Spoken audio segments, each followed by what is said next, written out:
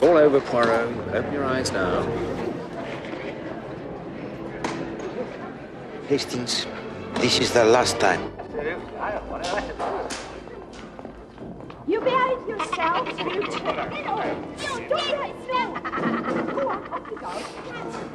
No, don't You might not like it, Poirot, but you can't ignore it. It's part of our lives. A window on the world. Barbaric. I care not for this type of criminal, nor for the detectives of the United States who shoot first and ask the questions later. Ah, come on, Poirot. It's not all machine guns and mobsters. In fact, when it comes to criminal investigation, the FBI is second to none. Oh, except for Scotland Yard, of course. Yes, well, I'll let you know soon enough if they live up to their reputation. They're sending us one of their agents over on temporary assignment. Oh, dear. Does that mean that the gangsters of America are preparing to stalk the streets of London? Well, no fear. No, it's a spy case of some kind. He's following up a lead over here, and I've got to work with him. I hope he does not take after his film counterpart, Monsieur Brick Davis. For me, the party tonight of your friend Monsieur Parker will be excitement enough.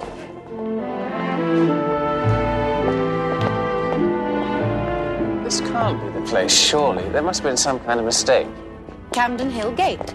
Well, for £80 a year, they must be subletting the boiler room. 5-room flat with all modern conveniences. Number 6 is on the first floor. Come on, James.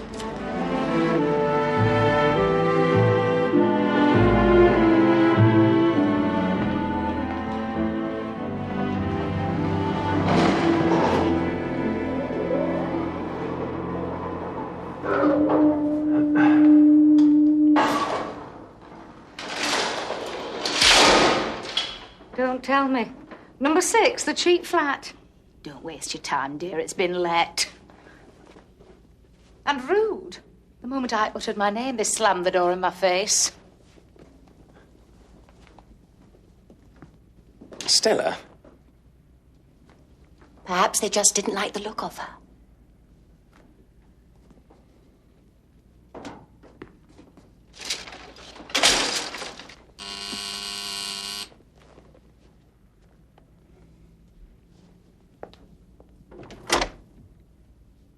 Good evening.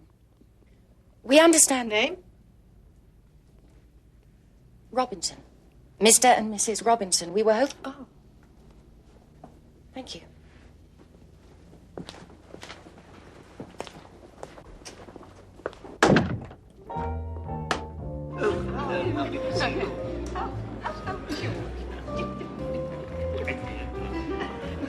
It was like a melting frost. All smiles, she ushered us in and we were shown over the flat. Which was terrific. We're moving in right away. Well, perhaps it's haunted. The scene of a grisly murder. Oh, don't. But at that price, she can haunt away. How about our detective friends? Monsieur Poirot, you're the expert. What do you think? So? Unfortunately, in the matter of ghosts, I am no expert. Madam? But there are two things which are odd, you see. The flat had been advertised for some time. Well, strange when you consider how low the rent was. Well, you'd seen the advertisement before and didn't bother with it? We thought it was a hoax. Eventually, we only went out of curiosity. We thought as we were in the area. Precisely. That's just what everyone else thought. But why was that other woman turned away just before we called? And yet, we were welcomed with open arms. Aha, yes. Now, come on, Arthur. How do you get out of that one? Well, it's obvious, isn't it? She must have gone to the wrong flat. You see, Captain Hastings can explain every mystery.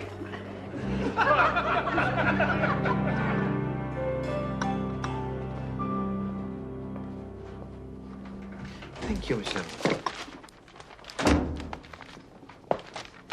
Morning, Poirot. Good morning. Morning, Miss Lemon.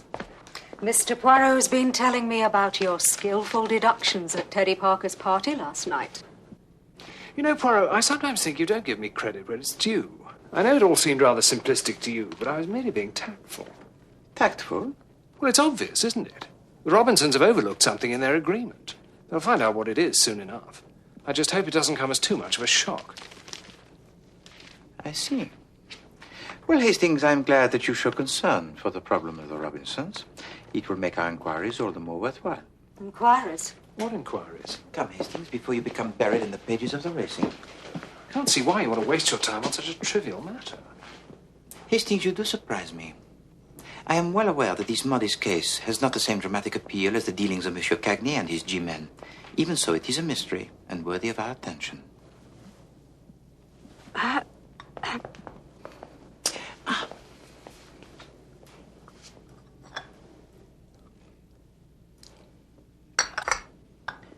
Thank you.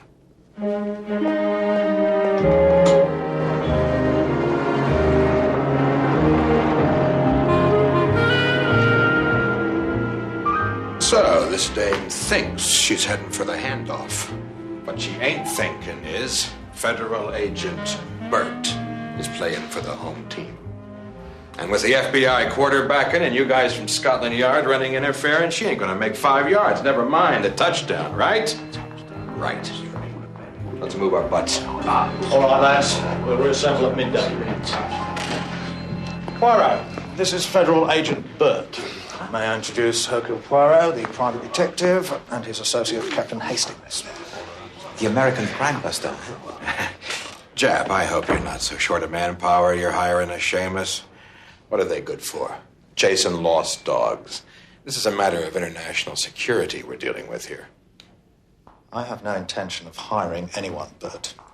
And if you must know, Mr. Poirot here has an outstanding reputation. Oh, a gumshoe of distinction. And I suppose Al Capone's running for president. Yeah. Yeah? Yeah. So what? All right, so keep trying. Oh, you heard what? Listen, pal, don't give me this brotherhood garbage, because it's all smoke, you understand? This liaison transatlantique does not live up to its expectations. Basically, to use a technical term, it's a disaster. The FBI... It's taken over my office, my secretary, and my car. Now he wants my best men to stake out the Italian embassy. Stake out? Clandestine surveillance, round the clock. If the London underworld find out that half my division are tied down, they'll have a field day. Quite so, but why this need for surveillance? 6 months ago, a minor clerk stole the blueprints for a new submarine from the US Admiralty. There could be serious consequences if they fall into the wrong hands. It could be a catastrophe. The one thing Il Duce lacks is a strong navy. Exactly.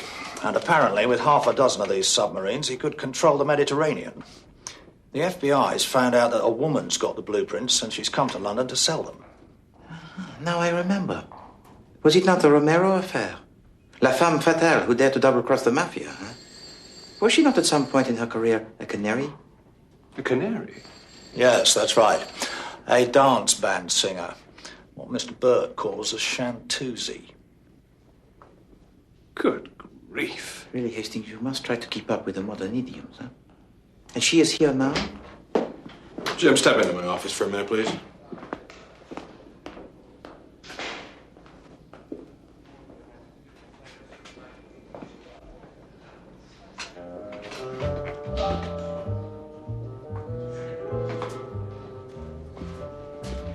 I've had a word with O'Brien. He's expecting you down in the records office.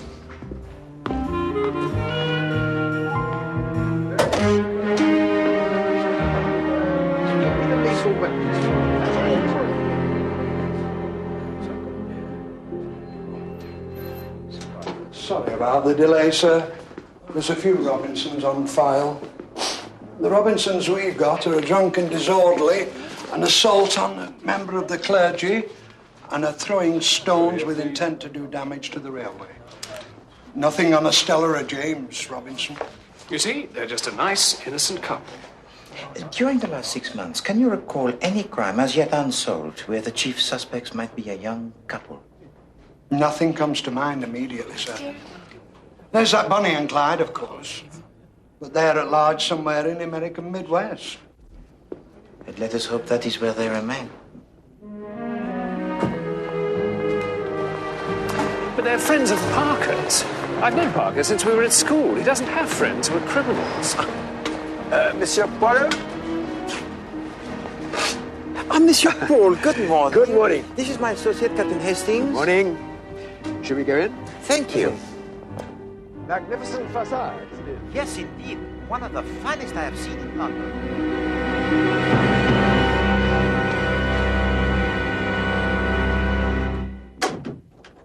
Monsieur Paul, are all the apartments in this block of the same layout? Yes, exactly. This is the sitting room. It's been designed to the highest standard. Here, for example, is the latest in inset electric fires, fully built in, and with the 1 or 2 bar option. It's very tasteful, don't you think? Yes, indeed. Poirot, you're not going to learn any more about the Robinsons by looking around an empty flat. Hastings, it is always wise to make a thorough inspection before arriving at the final decision. I don't follow you. Hastings, I have the sudden desire to take an apartment in Campden Hill Gate. This apartment. The kitchen has been equipped with the most modern appliances. Every shelf and cupboard has been discreetly fitted to provide an environment delightful to even the most particular of cooks. Monsieur Paul, tell me, for what purpose is this little doorway? It's for the dustbins. They're collected twice weekly from the back stairwell.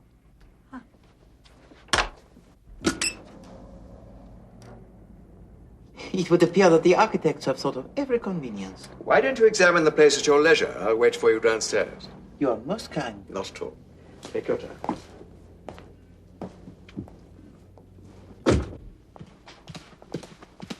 Think of the expense, Poirot. 6 guineas a week. But that is a small cost, Hastings, to pursue the mystery of great intrigue. Intrigue? It'll probably turn out to be something perfectly simple. Eccentric landlady moved to benevolence by plight of homeless newlyweds.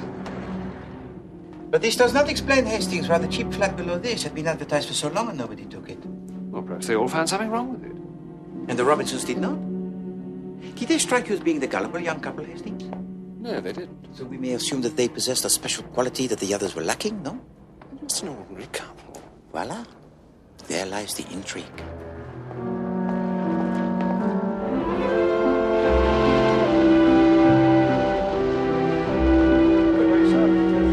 Well, what do you think? Monsieur Paul, I think that the apartment is exactly what I want, and I will take possession immediately. You made a wise decision. These flats won't be on the market for very long, and the rent is very reasonable by today's standard. Taxi! Yes, but not as reasonable as that of the Robinsons, huh? Oh, you know the Robinsons? Oh, yes, indeed. In fact, they have just moved in, is that not so? The Robinsons. In number 6. They moved in 6 months ago.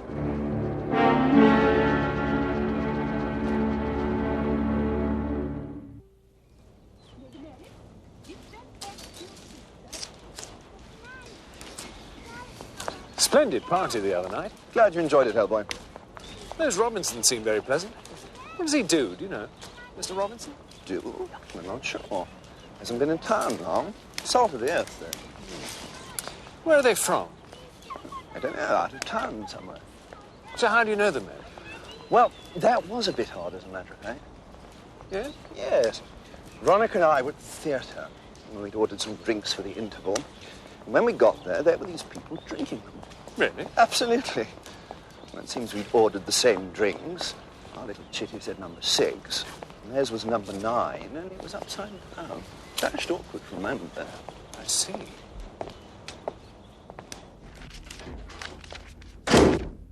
Hastings, you're late. I had a bit of a run-in with the doorman. Thought he wasn't going to let me into the building. Really? Well, it seems there's been some foreign fellow hanging around asking questions about the Robinsons. It wasn't you, was it? Certainly not. He's probably the man who has been watching the flats. Watching the flats?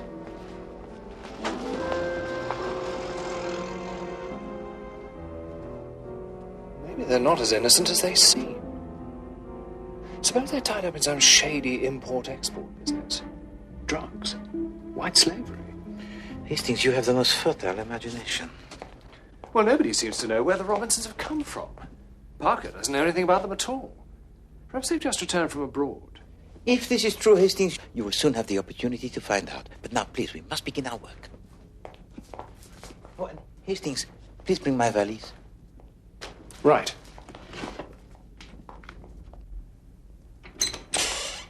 Now, Hastings, I am about to enter the flat of the Robinsons after the method of the dustbins. You're going to break into their flat? No. Not break in precisely, mon ami. But I have to provide for later. But, Poirot, it's Saturday afternoon. They're bound to be at home. That is exactly what I'm hoping, mon ami, because you are about to play the role of the friendly neighbor who just happens to be passing by. I want you to keep the young couple occupied while I perform my task. Wouldn't it be easier to wait until they go out? Hastings, these are things I have already considered. While they are out, the doorway, it is always locked. What am I going to say?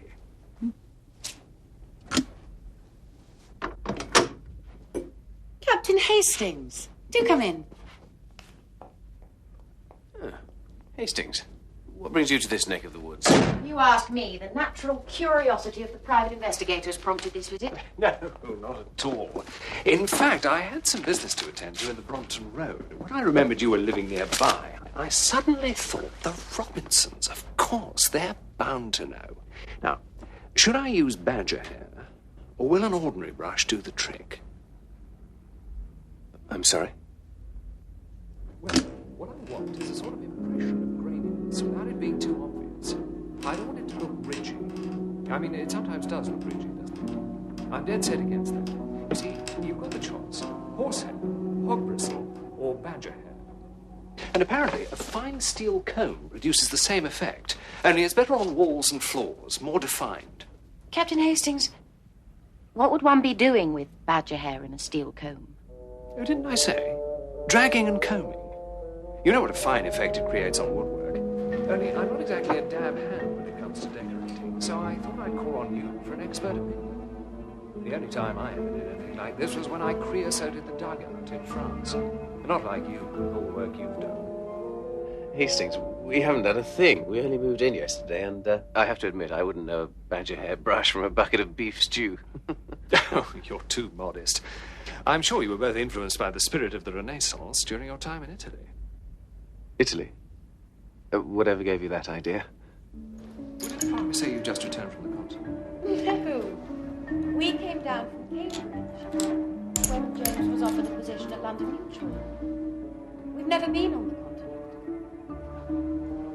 Insurance. That is an interesting subject. In fact, I should think about taking out a new policy on my What on earth was that? It came from the kitchen. I didn't hear anything. I'd better take a look. Well, allow me. Detective's prerogative. You never know. Might be one of the ghosts.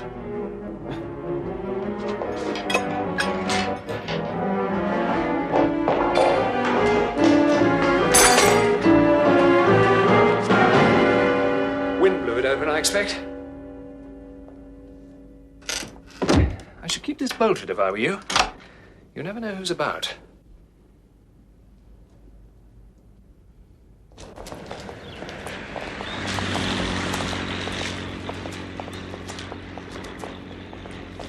I don't know what the Robinsons would have said if they'd seen the foot of Hercule Poirot disappearing into the twilight of the back stairwell.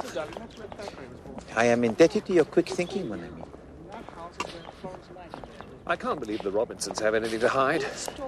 If anyone's behaving in a suspicious manner, it's that woman who let the flat to them. But did it not strike you as odd, mon ami, that the estate agent's description of Madame Robinson was so very different from the Madame Robinson that we know? Not the most observant of fellows. Perhaps they are different Madame Robinsons. Huh? Perhaps his Madame Robinson had been waiting a long time to find a subtenant of the same name. Why on earth would she do that? That's strange. That gardener's a dead ringer for Japp's man, Sergeant Daltrey. Your eyes, they do not deceive you, mon ami. Yeah. If I am not mistaken, this van is the nerve center of Inspector Japp's stakeout at the Italian embassy. What are you two doing here? Well, it happens that we were passing by and, well, it is necessary to satisfy the curiosity of Hastings. Poirot? You better come inside before somebody sees you.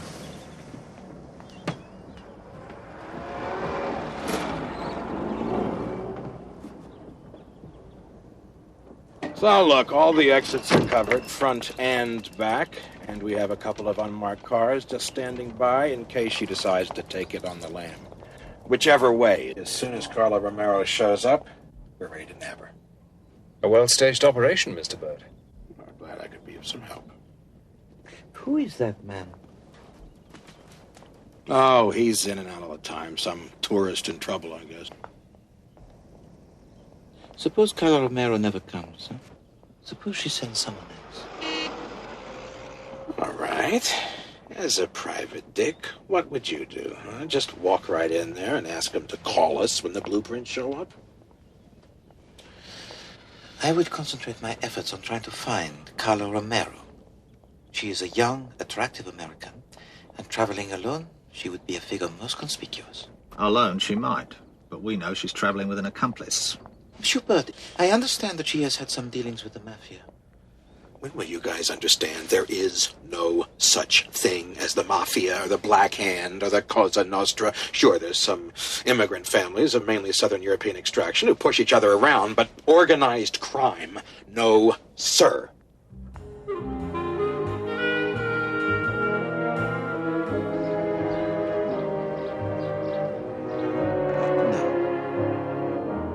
No, thank you, but...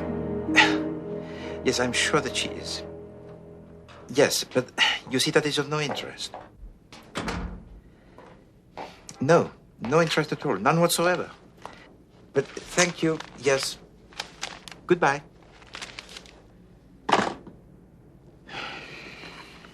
Hastings, I've telephoned 14 nightclubs.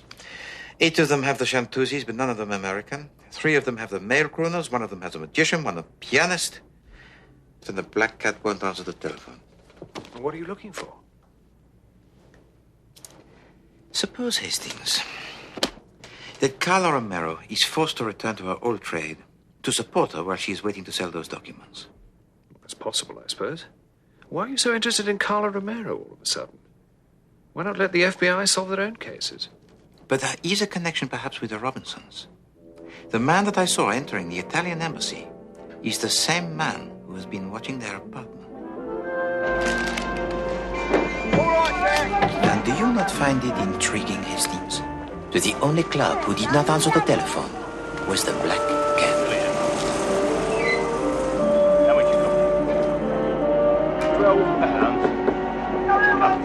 Where's the Richard?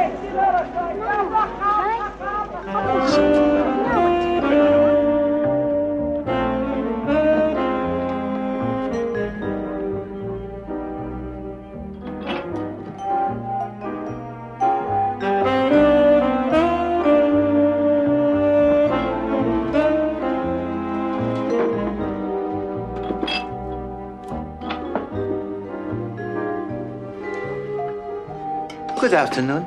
I wonder, could you tell me, please, is the manager here? Back there. Thank you. Most kind.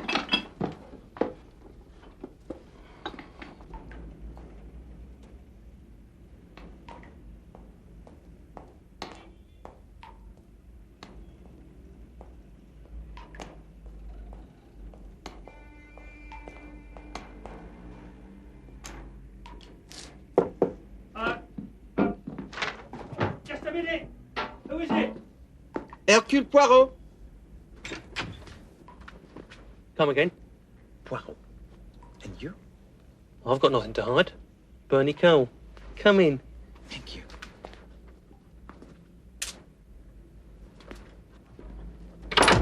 Everyone knows me anyway. Bernie Cole, king of the clubs. Didn't you used to come down to the old Caprice? No. What are you after then anyway? Nothing illicit, I trust? No, certainly not. Ah.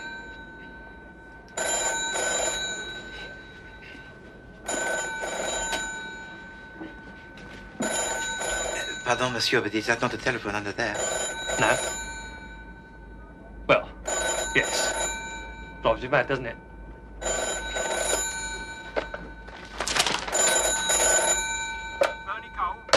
Some people.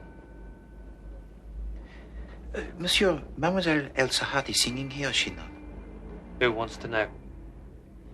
There is a poster outside. No, what I want to know is it Elsa Hart, the American? No. I heard her in New York once, you understand. Oh, yes.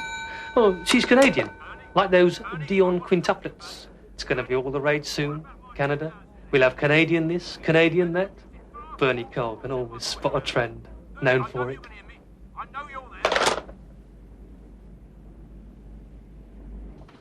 But if the manager says she's Canadian... But of course she would tell him that, Hastings. She has stolen the blueprints. Her enemies are pursuing her. She changes her name. Why not also her nationality? Yes, I suppose so. And then in spite of all her precautions, she discovers that someone has tracked her down. So she decides to leave her own apartment and to install someone of the same name. The Robinsons? Well, you mean the landlady's using them as a decoy? Yes, mon ami. The charitable landlady, the devious agent of espionage, and perhaps also the singer Elsa Hart are surely one and the same. I thought I was the one with the fertile imagination. This is fantastic. No, Hastings. This is a plot of sinister dimensions. The Robinsons are to be the victims of a ruthless assassin.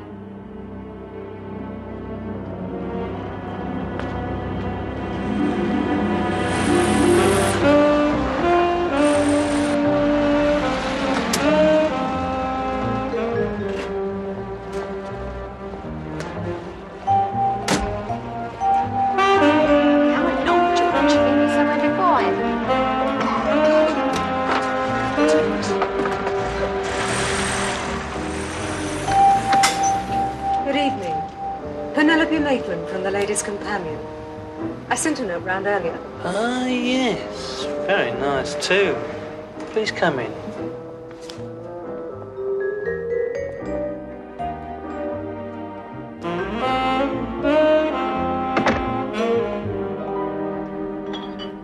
Why do you never answer your telephone?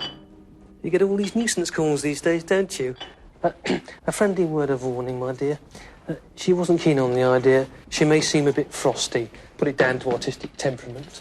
I'm sure you're used to dealing with all sorts of people in your line of business. Yes, indeed. Straight down the corridor, second on the left. Good luck. Come and see me afterwards for a drink.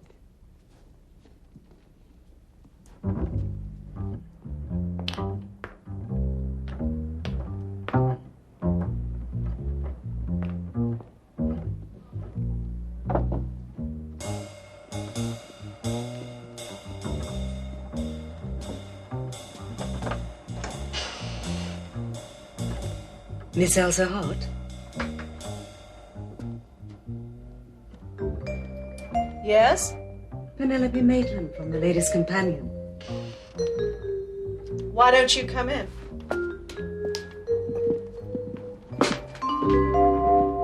Oh, I I see your repertoire includes Lullaby of Broadway. It's one of my own favorites. Really? Glad you like it.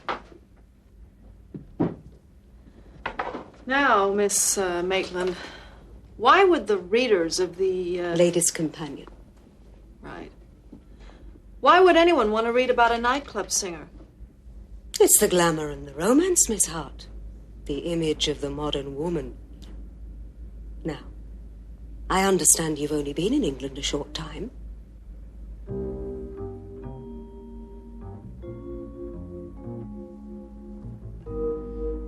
So she says she has been touring the capital cities of Europe with her husband for the past 9 months? Yes, working in a variety of nightclubs. But our intrepid journalist was not convinced, huh? Anyone who claims to have been stag hunting in the Bois de Boulogne, Mr. Poirot, has been seriously misinformed about life on the continent. Extraordinaire. There was something more? There was a song sheet in a dressing room. An American publication dating back to last January. I have it on good authority. It isn't obtainable outside the United States. It could only have been obtained in America.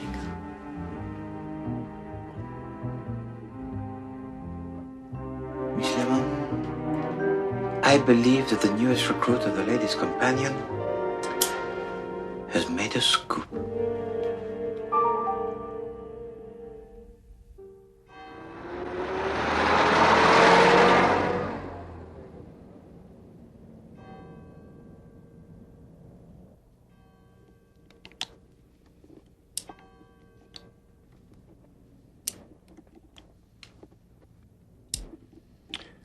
It's gone midnight. How long are we going to wait?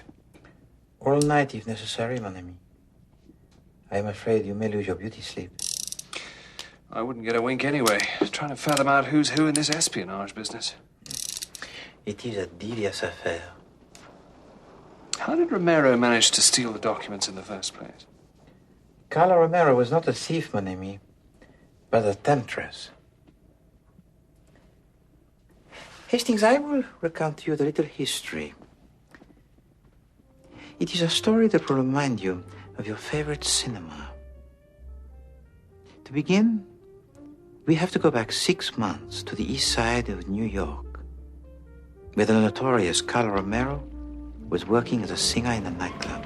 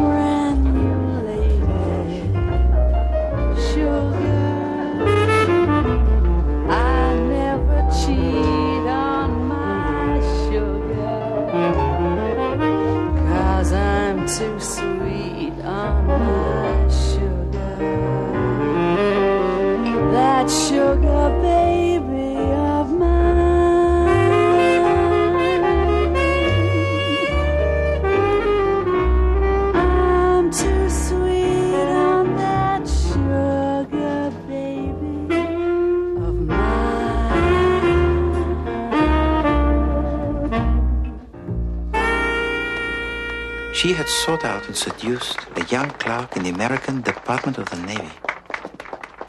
His name was Luigi Valdano. How did it go? Like taking candy from a baby. I'll get ready. Meet you out front in 10 minutes. He was so besotted with his siren that persuading him to steal the secret papers from the U.S. Navy was an easy task. Unknown to Valdano, the accomplice of Carla Romero in the sinister plot was her husband.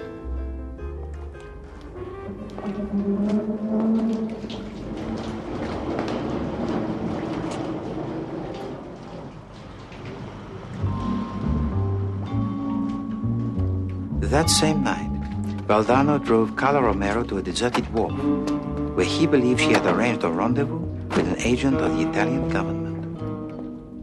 The blueprints for the new American submarine would be exchanged for $500,000. This is it, baby. Take it nice and slow. Luigi. You made it all too easy. Carla, no.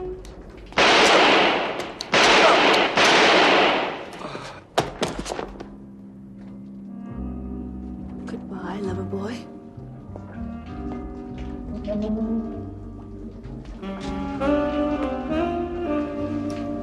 Let's get out of here.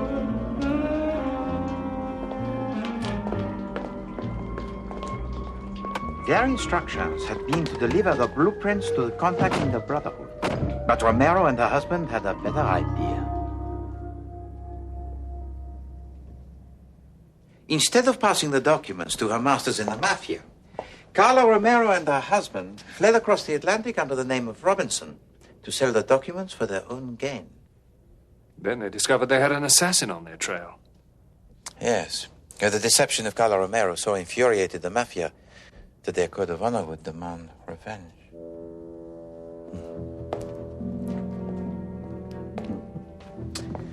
Prepare yourself, mon brave. Our visitor has arrived.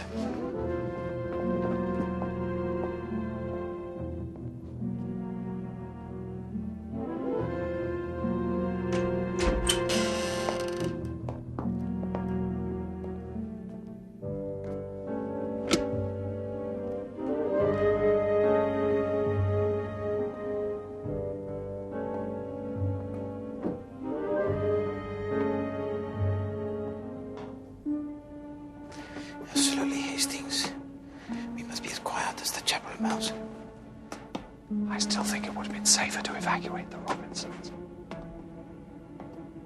To do so would have created the unnecessary attention. If they are as innocent as I suspect, it would be better that they know nothing of this.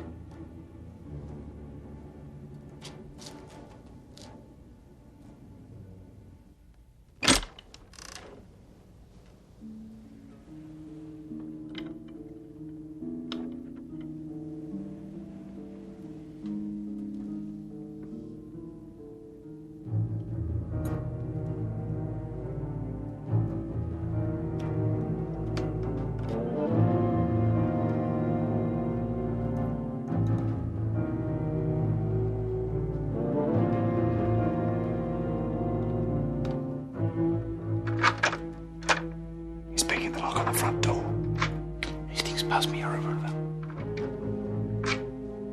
Take up your position as planned.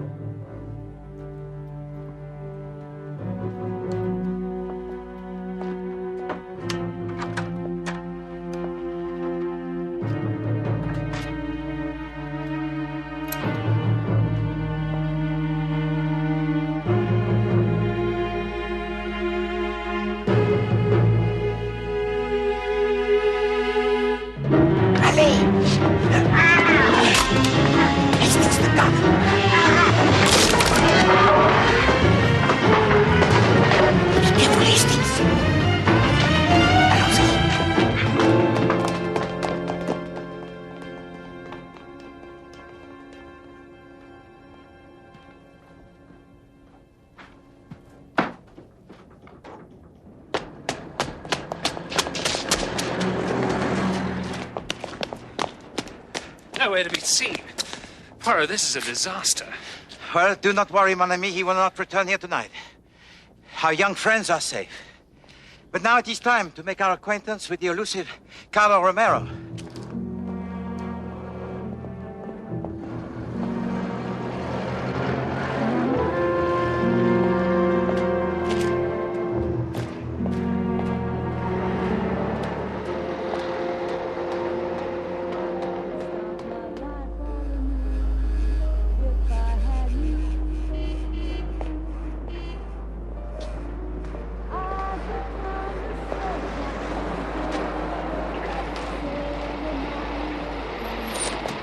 Hastings, Poirot. Chief Inspector, Monsieur Burt. All right, let's go. Go on, lad. I could be a king, dear, uncrowned, humble or poor, rich or renowned. Evening, Mr. Poirot. Good evening, Monsieur Cole. You're a quiet one. You'll put in a good word for me with the Chief Inspector, eh? Have no fear, Monsieur Cole. You see, Agent Bird, sometimes a lost dog can be found in a place so conspicuous it is the last to be considered. You better be right, Poirot, or I'll be the one chasing lost dogs in Alaska. I think we can rely on Mr. Poirot's little grey cells, Bert. She's performing her last song now, Chief Inspector. Let's hope so, Mr. Cole. As soon as she leaves the stage, I want you to clear the building. You can depend on me, Chief.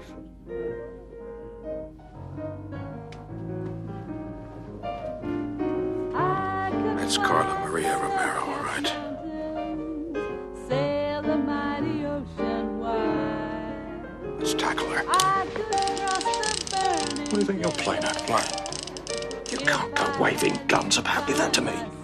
Are you kidding me? You just give that to me and the whole operation's off. Nobody's gonna believe this. The idea. Look over this, Constable. There's just nothing I couldn't do if I had you. There's just nothing I couldn't do if I had you.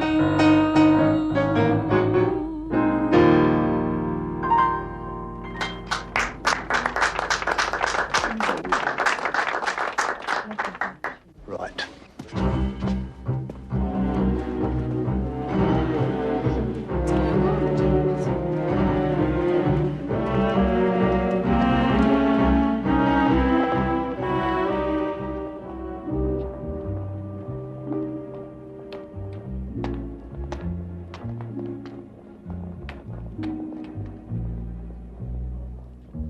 Oh, no, please, after you. I'll just stay in the background with my knitting.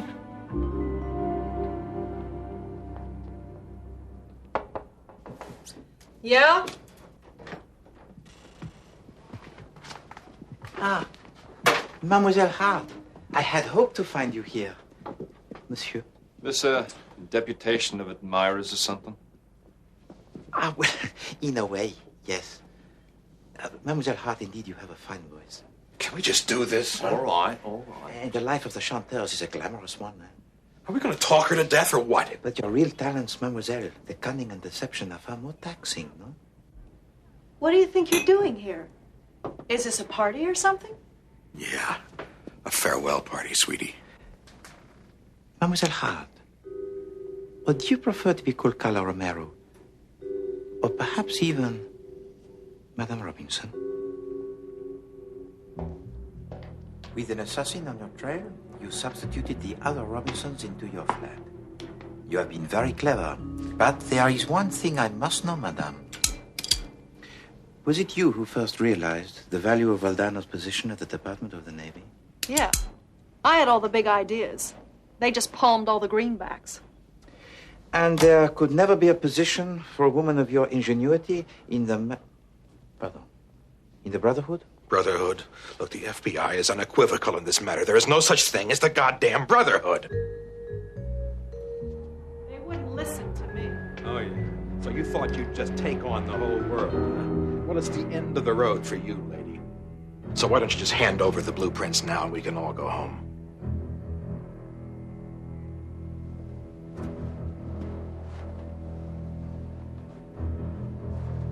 Washington will be glad to get this back.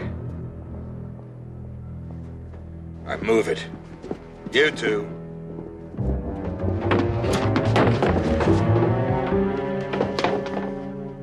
You thought you could kill Luigi and double-cross the Cosa Nostra. Well, he was wrong, sister. Now we're going to settle the score. Oh, this is good. Everybody's got a heater except the good guys. You're just gonna stand there and let him shoot me?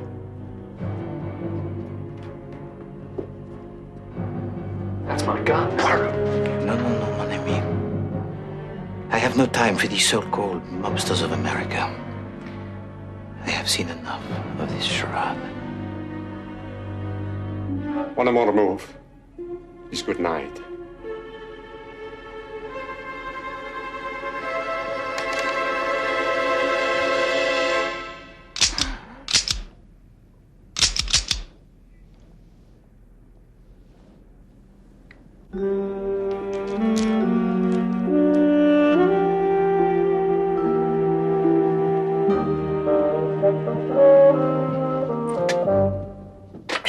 Good night and good riddance. This is a respectable club. Arrivederci, Carla. So, Hastings, never will you trust your old friend, huh? Keep walking. I took the precaution to remove the bullets while we were in the apartment of the Robinsons. How did you know he'd follow us here? Well, when we left Camden Hill Gate, the assassin was lying in wait. I mentioned our rendezvous with Carlo Romero so that he would be sure to follow. So, Agent Bird, we have killed both the birds with one shot, huh? And without firing a single shot. There's no way to run a country. So, you say this association of criminals sent a hitman after Miss Romero, eh? Yes, but she had planned to deceive him by installing the young couple of the same name in her old apartment. And what about your joke with the gun, Poirot? Well, Inspector, you and Captain Hastings are so fond of the suspense. How could I resist the temptation to bring this intriguing case to the most dramatic climax? Well, Mr. Poirot, I've really got to hand it to you. You're most kind, monsieur. And the U.S. government, I'm sure, would like to reward you for all your efforts. The Navy will always be in your debt.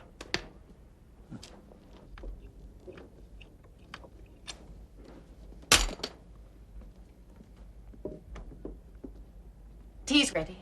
In the kitchen, if you don't mind. That's terribly kind of you.